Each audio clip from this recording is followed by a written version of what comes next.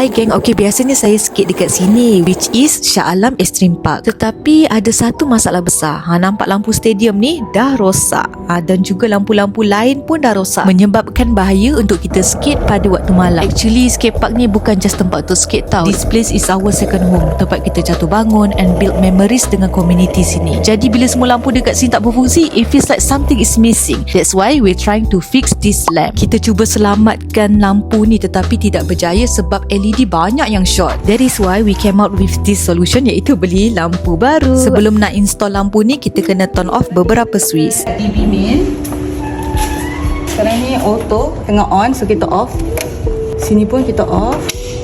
Dan ini untuk lampu, kau tengok wayarnya. So kita off sini, off sini. Nampak ni lampu masih menyala, so kita off kat sini. Alright. Mantap. Jangan lupa untuk turn off MCB untuk setiap tiang lampu. Alright geng, semua switch penting dah off. Jom kita install lampu. Skatepark ni pun sepah juga. Sekejap lagi kita gotong royong. Hush, first time jugalah geng panjat tiang lampu ni. Gayat juga, tapi demi skatepark ni aku beranikan diri. Ni wiring lampu ni, so ada live wire dan juga neutral wire. So kita just pasang macam biasa lah geng. Neutral ke neutral, live ke live. Electrical tape. Electrical tape Okay.